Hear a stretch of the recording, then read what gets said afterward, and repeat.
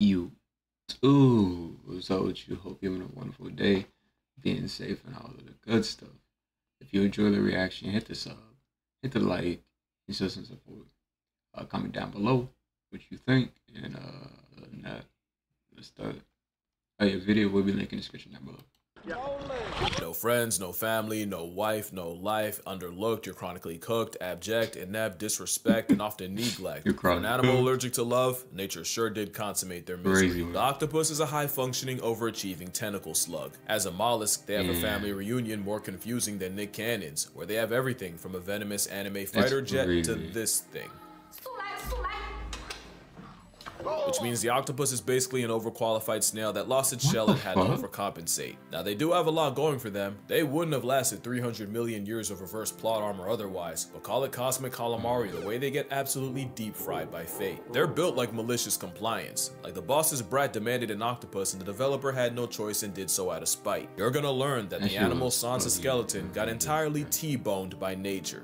It all starts when they're born. Octopus might just have the worst predator spread of any animal. Anything from cod, sharks, dolphins, stingrays, seals, sea lions, sea birds, sea otters, sea stars, eels, other octopus, and especially humans will all put an octopus out of order in the name of protein. Dolphins will even tag along stingray hunts to allow the ray's electroreception to lead it to a hiding octopus. Mind you, stingrays are like 2D sharks, and them and dolphins pulling up is like if the Reds and Blues of Los Angeles took the day off to go boo the Clippers. But dolphins don't need help humbling an octopus, as dolphins have been observed tenderizing the underwater 8-foots by repeatedly slamming them. Sea lions got the same playbook, as they'll swim to the surface and also maul the mollusk, serving Suplex City so hard it wakes the ghost of Hulk Hogan. It's how animals with no forks or knives can tear it into bite-sized chunks. But it also means octopus might as well be born with a shake before use label. But on the surface it can look like an interspecies drive-by. Those are far from the only things that violate octopi. Sea otters are like waterproof wolverines that'll rip into octopus like candy. In some spots, they get targeted by the scissor jaws of the bobbit worm,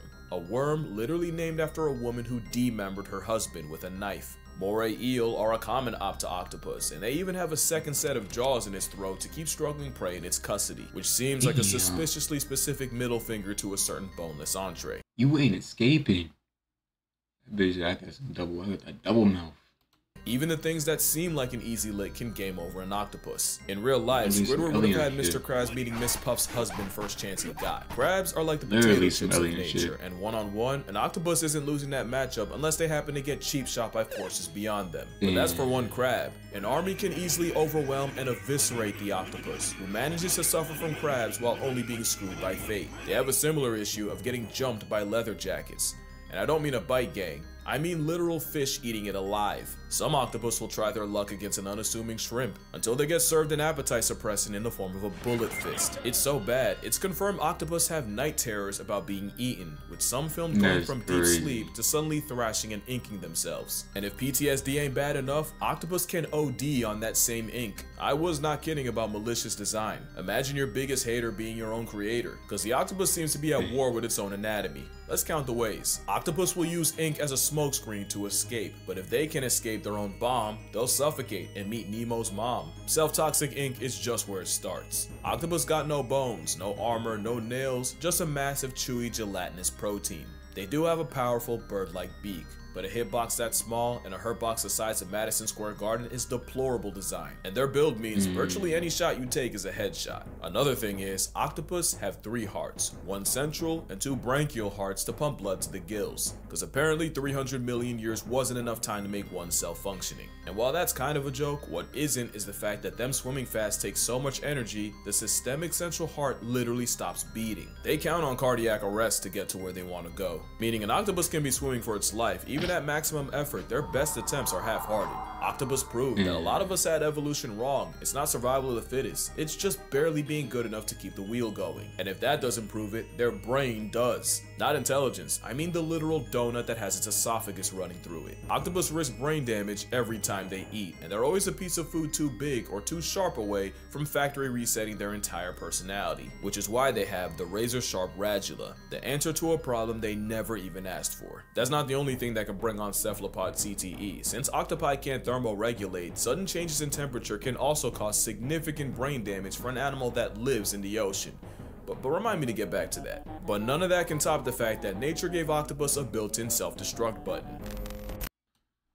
Senescence is the process of deteriorating with age, the withering of functional characteristics in living organisms, basically what kids think turning 30 is. It happens to everyone, but nature chipped Octopoda with a kill switch. It's no secret that making babies is the last thing an octopus will do, as the process seems to give both parties dementia as they lose all sense of self-preservation. Symptoms of senescence include lack of feeding, skin around the eyes retreating, white lesions forming, and awkward uncoordinated movements, almost like they have no purpose beyond this point. But some seem to actively crave the sweet release, since captive octopi have been seen trying to rush the process by banging into sides of their tank, tearing off pieces of their own skin, and even getting their tentacles tangled. And it all begins with these two guys. They're small, but they got big plans.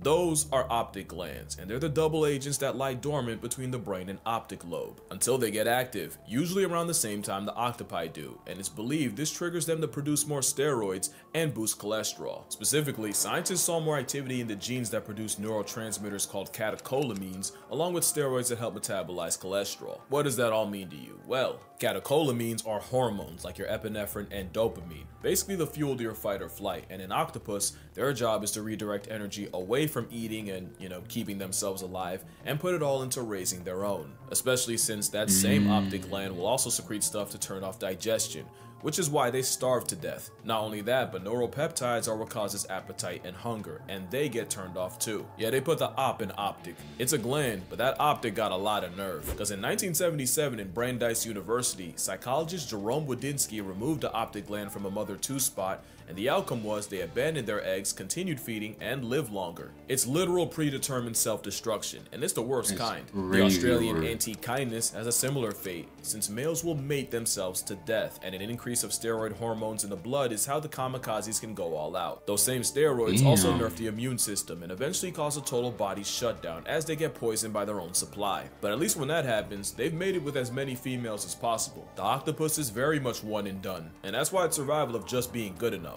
You can end up lobotomized by your own dental. As long as it happens after you breed, that's strictly a you problem. And evolution can't save you from one of the most toxic relationships underwater as long as it ends with children. Yes, worse than the anglerfish. First of all, they barely tolerate each other. Lady octopus will respond to male harassment by chucking shells like it's Mario Kart. Just when the male thinks he's in the lead, there's a blue shell for his blue balls. It doesn't get much better if Squidward succeeds, since many males are dwarfed by their mates and run the very real risk of being cannibalized, leading to some very questionable mating methods. The blue-lined octopus will inject his mate with a venom while on top, a venom called tetrodotoxin, arguably the most potent neurotoxin out there. It obviously doesn't kill her, but it does make the female angry enough to yeet the male off her back once she's functional again. That's why male octopus have a venom gland 3 times the size of a female's, because ducks have a coital curly fry to force the issue, while the octopus clearly listens to Rick Ross. There is a catch though. If the male doesn't envenomate her in the exact right spot, she can wake up early, and the best case is he gets some of his arms torn off. Of course, some, like the Argonaut, say screw it, literally, and just hand the female his baby arm and swim away. A physical invitation to go feel yourself. After mating, the male basically waits to buy tickets to a Tupac concert. They go AFK, just a catatonic state where they move like an NPC. Also, post-mating males don't return to their dens. They don't even wait for death at home. They just circle the corner anticipating its arrival in the form of sickness, starvation, or getting turned out by a predator. The mother doesn't get off easier, since she gives up her entire existence the moment the eggs come out. She'll spend all day washing them with her siphon and guarding them, all while not going out to eat once.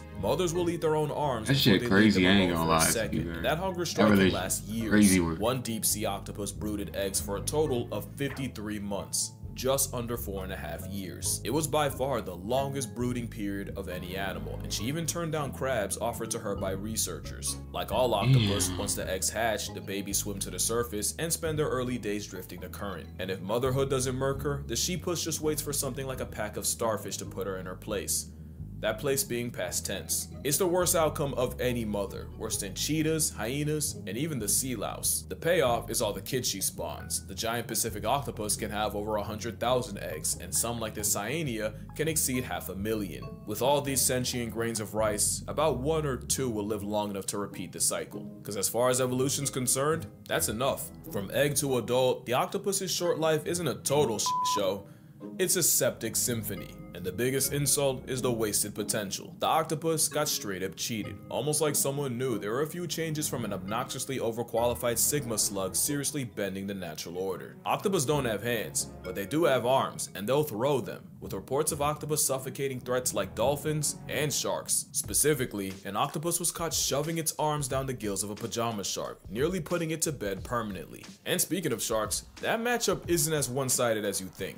In a Seattle aquarium, one octopus earned himself solitary confinement, and the reason was staff kept finding the bodies of dead, butchered dogfish sharks all over the tank floor until cameras caught the neighborhood octopus murking any sharks that were put in the tank with him. Octopus will square up with sea lions with everything they have, and even ship-sinking stellar sea lions can struggle with a vindictive hors d'oeuvre. Even the symbol of America can get it, and there's at least one seagull with octopus in its obituary. Not to mention Neptune's hitman has enough awareness of human anatomy to attempt to play hangman. But the octopus's biggest flex is their shape-shifting. Octopus have the ability to change colors, despite being colorblind. It's said that their skin may be sensitive to hues, shadows, and colors around them, and can conform to their environment. Some, like this cyanidia, can make hundreds of transformations in a day, but one octopus does this on steroids. The mimic octopus can not only cosplay as other animals, it'll purposely exploit their own fears. If a mimic's getting harassed by some punk-ass damselfish, it'll take the form of a venomous sea crate. And if the block's real hot with predators, the mimic mirrors the biggest threat in the area, a lionfish. But you can have all the tools in the world. It means nothing unless you know how to use them. And few things alive are as nice with the tools as the 8-armed handyman. The coconut octopus got its name because it'll appropriate the shells of the fruit as a travel-sized panic room, pretty much re-equipping the shell that time took away from them. Some will go incognito by using shells to hide in plain sight. They don't always use tools to avoid problems. Some, like the blanket octopus, invite them by stealing Portuguese man-of-war tentacles and practicing ocean open carry. And as predators, some have learned to drill holes and prey in the exact spot needed to neutralize them. They say octopus have the intelligence of a 3-year-old, yet man's moving like a pre-med major, and it's probably because octopus don't have one brain, they have 9.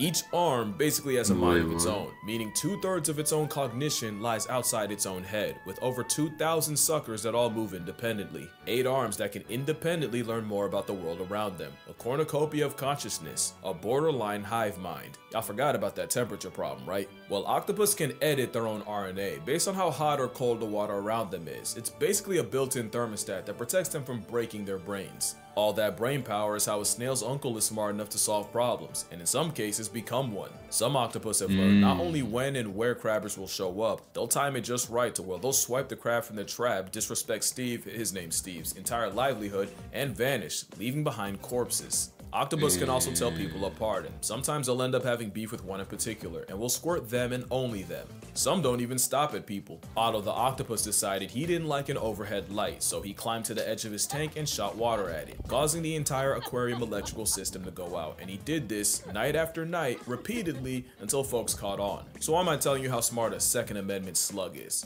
It's cause they could and should be smarter. Most high IQ creatures have 2 things in common. They're social and live in groups, and they live long. And sometimes those 2 things combine to form number 3. They're led by a grandmother. This means not only can they spend years and even decades learning, they can pass it down, building a generational database of knowledge. Octopus get none of that. Every octopus is born an orphan. It's like a video game with no save points, so every time an octopus passes, everything it learned along the way goes with it, so every octopus after it has to start from scratch. Which puts in perspective the insanity of what they accomplished in 2 years, and that's another thing, they only get a couple of years. The intelligence of a 3-year-old just to end their trial to life after 2. If octopus lived longer, lived in groups, and weren't literal deadbeat parents, I'm talking like the Batman kind, it could get scary. And that's why I say octopus got screwed. Change 1 or 2 things, the entire food chain might fall. Like imagine if octopus just did the turtle thing and just climbed onto a beach, dropped their eggs, and dipped. And it's not like octopus can't climb out of water. They can breathe through their skin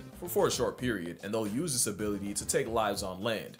So why not create them? Except the soft-bodied cephalopods would probably get put on a shirt before they got far. If only they had like a shell or something to protect them. It's a shame nature never came out with anything like that. And then imagine if octopus worked together. Humboldt squid scare me for the specific fact that they kill in packs, and there has to be at least one human who was jumped to drag to the abyss and hate crime by the Antichrist calamari clan. But aside from violence, imagine what a group of like-minded octopi could do. They might mess around and start a renaissance. In fact, what if I told you it's already started? In 2016, in Jervis Bay off the coast of Australia, scientists found a non-human settlement containing residents of gloomy octopus. Up to 15 of them, living on dens on top of scallop shells, doing everything from hanging out, communicating, to fighting, procreating, and even evicting particular offenders from their den. It's like an octopus suburb. It's a cephalopod community, and scientists named it Atlantis.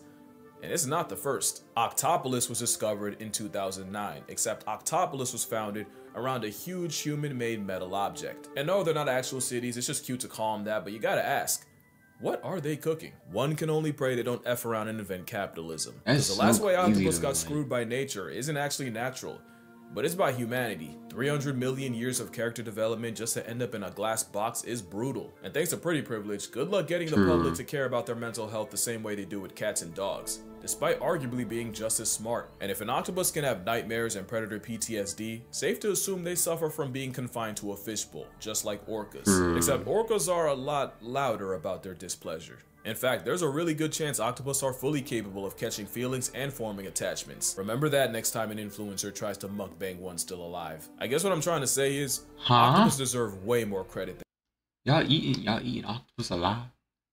Crazy word. I ain't gonna lie to you. Some of y'all don't got no heart. They're really out of this world. And maybe that's why the world tries so hard to remove them. I love that. It's so cute. I love it. I want one. I want one of those. But yeah, that's gonna do it for this video. Drink water, hug your mother, buy my book, spare a thought for the old octopus. And I'ma see y'all in the next one. Oh yeah, I remember that. I hope you enjoyed the video as much as I did. I learned a lot. I hope you did too. Other than that, I'll see you in the next one. God bless y'all. Be safe.